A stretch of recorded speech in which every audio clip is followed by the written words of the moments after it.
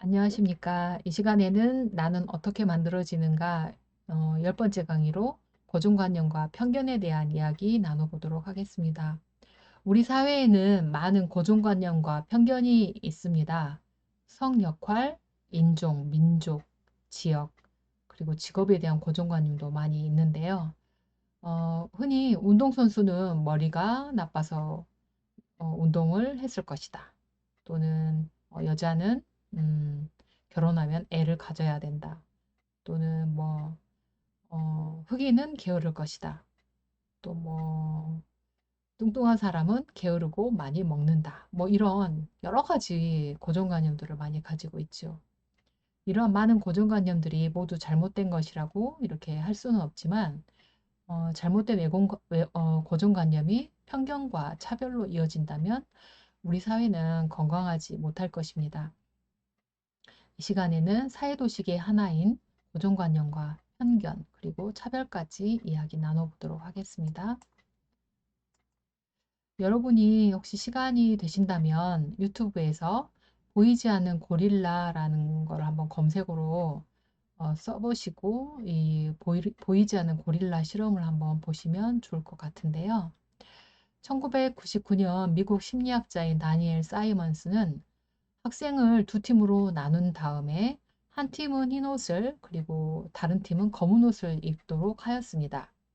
그리고 이들이 농구공을 서로 패스하는 장면을 찍어서 사람들한테 보여주면서 흰 옷 입은 팀의 패스 수는 몇 개였는지 카운트 하도록 하였습니다.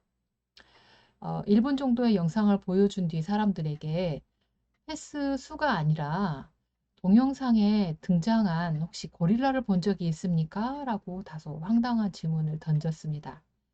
실제로 영상에는 고릴라가 이렇게 등장해서 가슴을 이렇게 두드리고 정면을 응시하는 장면이 9초 정도 등장을 합니다.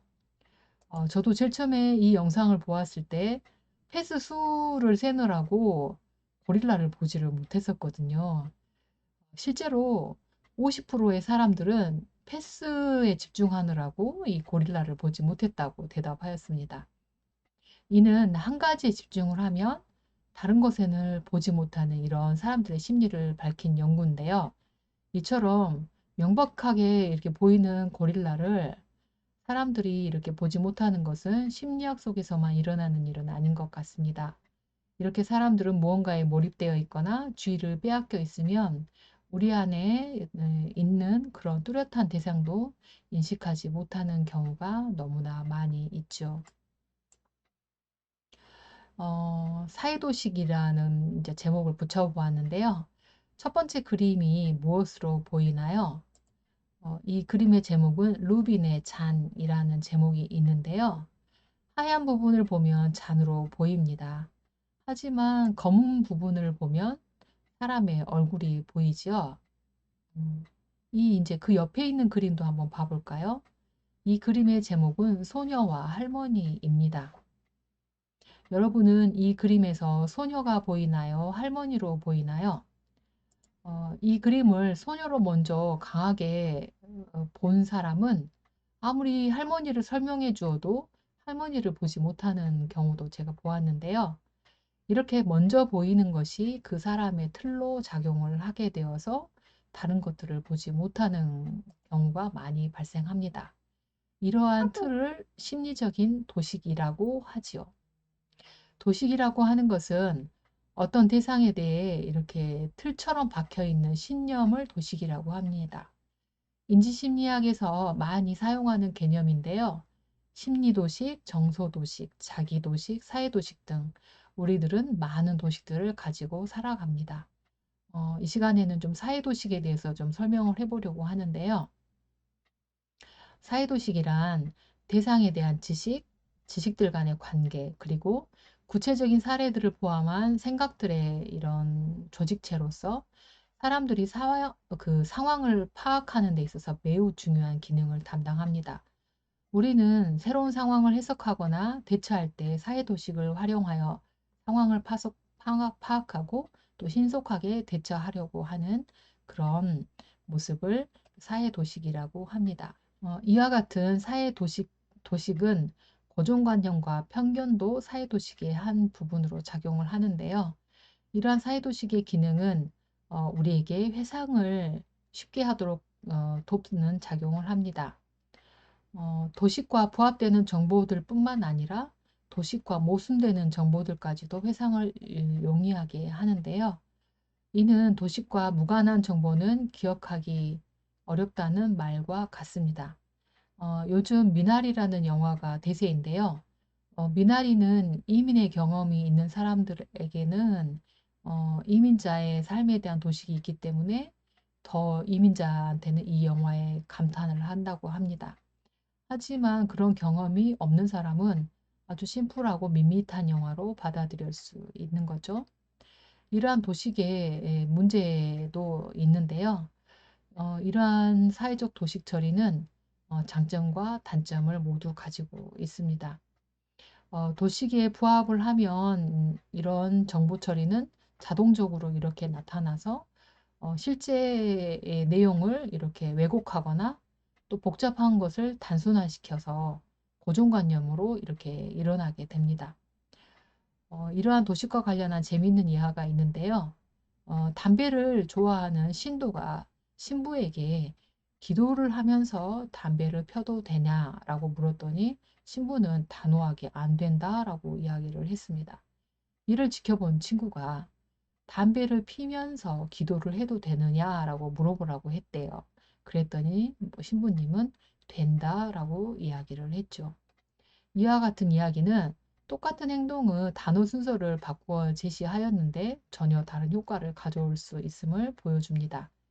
이러한 효과가 발생하는 이유는 신부님이 틀을 달리해서 이렇게 이야기를 해석했기 때문이죠. 논리적으로는 같은 의미지만 지각되는 틀에 따라서 신부님은 기도 틀에서 흡연을 하는 건 이해가 되지만 흡연의 틀에서 기도를 한다라고 하는 것은 받아들일 수 없는 이야기가 되는 것이지요. 이렇게 한 사람은 고정관념을 가지고 편견과 차별로 이렇게 이어지게 되는데요. 한국 사람이 많이 가지고 있는 생각의 틀인 일본에 대한 도식을 한번 이야기로 끄집어 와 보겠습니다. 우리는 일본인에 대하여 인지, 정서, 행동에 세 가지 태도를 가지고 있습니다. 우리는 일본인에 대한 생각으로 성실하다, 좀 인물이 좀 떨어진다, 이런 생각을 할 수가 있는데요. 이러한 인지적인 생각을 고정관념이라고 합니다. 그리고 또 일본은 좋다, 싫다, 이렇게 정서적인 느낌으로 이렇게 감정적인 감정을 가지고 있는데요. 이러한 정서적인 것은 편견으로 연결이 됩니다. 그리고 행동적인 요인으로 연결이 되면 이제 차별이 되는데요. 만약에 우리나라 사람들이 일본과의 축구 경기에서 지고 오는 선수들에게 어, 되게 폭언을 하거나 실망을 많이 하고 또 이기고 오면 이렇게 환영을 하죠. 이런 것은 차별과 이렇게 연결되는 행동입니다. 이와 같이 특정 집단에 대한 생각을 일컫는 고정관념은 언론가인 월터 림프만이 처음으로 사용한 용어인데요. 이는 특정 집단에 대한 인상입니다. 이런 특정 집단에 대한 감정은 편견이라고 부르고요. 특정 집단에 대한 행동은 차별적인 행동, 부정적인 행동 이런 것은 이제 차별이라고 합니다. 그러면 먼저 고정관념에 대해서 좀 더 자세히 살펴볼 건데요. 다인종 사회인 미국 같은 경우에는 요즘 더 특히 인종 간의 갈등이 큰 문제로 이렇게 나타나고 있는데요. 예전에는 흑인 갈등이 이제 좀 많이 이슈화되고 있었는데 요즘 코로나 시국이 넘어오면서부터는 아시안 증오 범죄 같은 것이 이렇게 많이 나타나고 있더라고요. 우리나라에서도 이제 영호남 갈등, 남북 간 갈등 이런 것들이 많이 나타나고 있습니다. 음, 그러면 먼저 영호남 갈등에 대한 이야기를 많이 예로 한번 드려보도록 하겠습니다. 우리나라의 지역에 대한 고정관념으로는 어떤 것들이 있을까요? 2008년도에 건국대학교에서 실시한 그 연구가 있는데요. 영남 사람과 호남 학우들 간의 이제 지역 감정 조사를 이제 조사를 했는데요.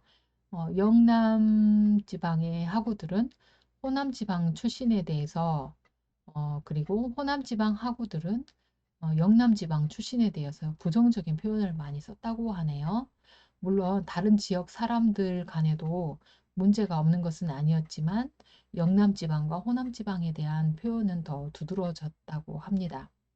이러한 지역 감정은 어디서 먼저 발생했는지 기원을 좀 살펴보면 어, 그 삼국시대의 잦은 전쟁과 또 고려시대에 왕건이 남긴 후녀 10조 뭐 이런 것이 기원이 되었다라고 하는 것이 일반적인 통설입니다. 그러다가 1970년대 박정희 대통령이 대선표를 얻기 위해서 영남지방과 호남지방 사람들을 대립시켰고 이러한 심화된 지역 감정이 점차 굳어지면서 선거철만 되면 이제 지역 감정을 부추기는 선거전이 이렇게 나타나고 있습니다. 그렇다면 이러한 고정관념은 정확할까요? 정확한 것도 있지만 대부분의 고정관념은 사실이 아닌 과일반화된 것들이 많이 있습니다. 그러면 우리가 이렇게 고정관념을 사용하는 이유는 무엇일지 한번 살펴보면 고정관념은 우리의 사고 지각 과정을 단순화시켜줍니다. 고정관념은 어떤 상황이나 사람을 판단하는 데 있어서 인지적인 자원을 절약하게 해줍니다. 만약 우리가 사람들 한 사람 한 사람 판단하려면 인지적인 이제 노력이 많이 소모가 되는데요.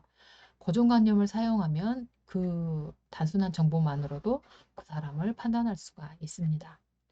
둘째로 고정관념은 우리가 지닌 특정 집단에 대한 편견을 정당화시켜주는 그런 작용을 합니다. 때로 특정 집단에 대한 편견을 정당화시키기 위해서 그에 걸맞는 고정관념을 만들어내기도 하는데요.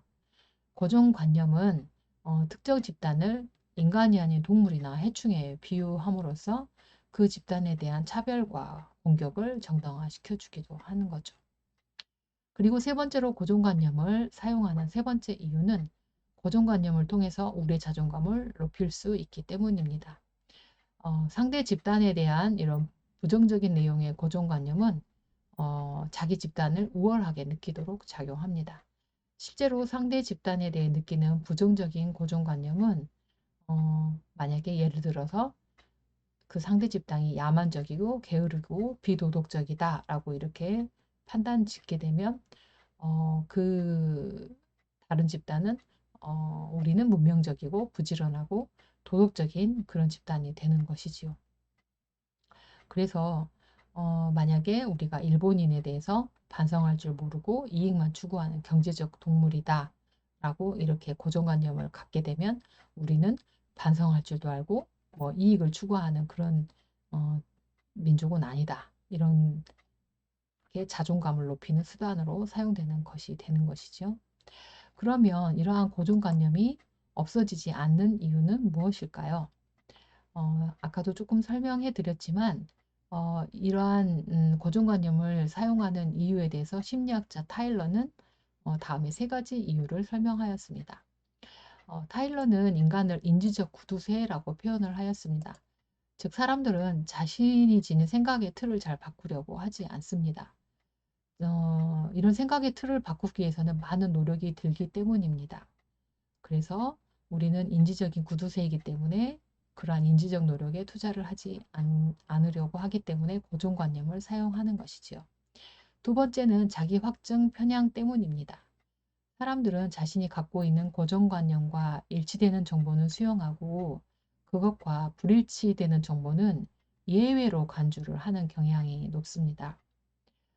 예외를 간주함으로써 그 고정관념을 변화시킬 필요성을 느끼지 않는 것이죠. 예를 들어 여자는 운전을 잘 하지 못한다라는 성고정관념을 지닌 남자가 아주 운전을 잘하는 여성을 본 경우에는 이것을 아주 예외적인 경우로 간주를 해버리는 것이지요. 그러면서 여성은 운전을 못한다라는 고정관념을 그대로 유지하는 것입니다. 그리고 세 번째는 핵심 진실 때문인데요. 심리학자 알포트는 핵심 진실이라고 이렇게 명명을 했는데요. 핵심 진실은 알맹이, 진실의 씨앗이라는 뜻입니다. 즉, 사람들은 고정관념과 불일치하는 많은 정보를 접하더라도 고정관념과 일치하는 아주 작은 정보를 만나게 되면 그 작은 정보가 진실의 핵심이라고 믿는 경향을 보입니다.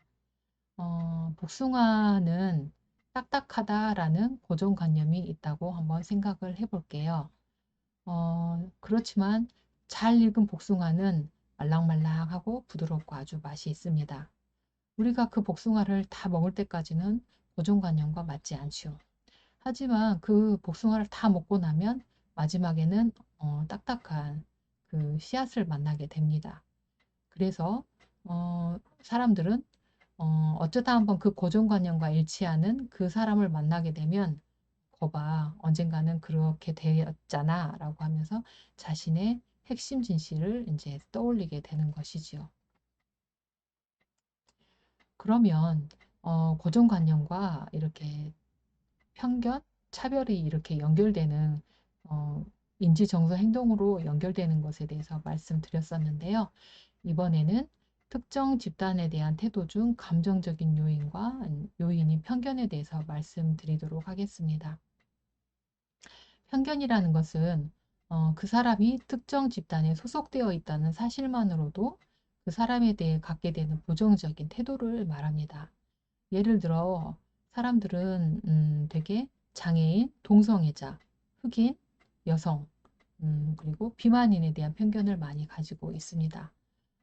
어떤 특정 집단에 대한 그런 느끼는 감정인 편견은 그 사람에 대한 또 고정관념을 일으키게 되기도 하는데요. 사람들은 자신의 편견을 정당화하기 위해서 이렇게 고정관념을 만들어내기도 합니다. 예를 들어 흑인에 대한 편견이 있는 사람은 흑인은 더럽고 폭력적이다라는 고정관념을 가질 수 있고요. 여성들에 대한 편견을 가지고 있는 사람은 여성은 이기적이고 둔하다. 이런 고정관념을 만들어서 자기 집단에 대한 편견을 정당화하는 것이죠. 대부분의 사람들은 편견을 가는 것이 바람직하지 않다라고 생각하기 때문에 자신은 어떤 특정 집단에 대해서 편견이 없다라고 생각을 합니다.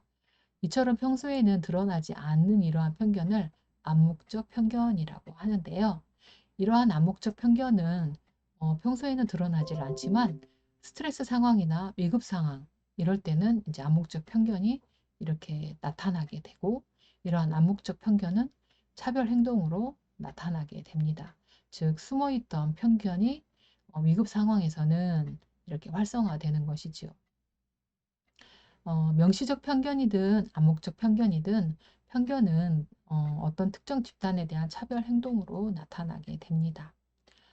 차별이라는 것은 어떤 사람이 특정 소속 집단에 대해서 차별적으로 이렇게 나타나는 행동이 차별 행동입니다.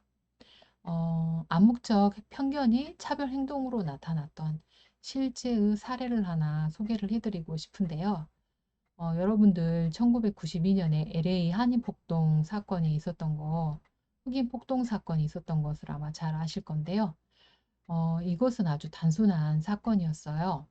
1992년에 미국 LA의 한 한국인 상점에서 한국인 가게 여성이 흑인 소녀를 이렇게 권총으로 쏘아 숨지게 한 사건이 발생하였습니다. 이 가게 주인은 흑인 소녀의 돈을 총으로 오인하고 이렇게 흑인 소녀에게 총을 발사해서 이제 그 소녀를 죽게 하였는데요. 이 가게 주인이었던 두순자 씨가 가지고 있었던 흑인에 대한 암묵적 편견이 다급한 상황에서 이렇게 행동으로 나타났습니다. 이 가게의 CCTV 장면이 미국의 뉴스에 방영됨으로써 흑인들이 가지고 있었던 한인에 대한 분노가 이제 폭동으로 일어나서 이제 LA 흑인 폭동 사건이 나타나게 되었는데요. 그 당시 이 사건으로 인해서 총 자산 피해가 20억 달러였대요. 우리나라 돈으로 그 당시 2조 4천억 원, 그리고 인명 피해로 52명이 이렇게 죽었고 부상자는 2,328명이나 되었다고 합니다. 이 사건으로 한인의 생활 기반이 거의 잿더미가 되었는데요. 이것이 정말 한인들이 흑인에 가지고 있던 이런 암묵적 편견이 원인이었습니다. 그러면 이 사건이 정말 1992년에 그때의 한국인의 이런 흑인에 대한 생각인지 지금은 없는지 한번 실험을 또 해본 것이 있었는데요. 우리나라 사람들은 편견 없이 똑같이 친절한지 실험을 하였는데요. 거리에서 외국인에게 친절한 것에 대해서 실험을 하였는데 영국이나 캐나다 등 백인들에게는 우리나라 한국 사람들이 되게 친절하게 대했지만 반면에 피부색이 검은 동남아 사람이나 흑인들에게는 매우 불친절했음을 이제 EBS 영상에서도 확인할 수 있습니다. 사람들은 인종에 대한 편견이나 차별이 자신은 없다라고 이렇게 말로는 하지만 실제적으로 암묵적 편견이 분명히 존재합니다. 그래서 우리나라의 친절에 대한 응답도는 어느 나라 외국인이냐에 따라서 매우 다르게 나타나는 것이지요.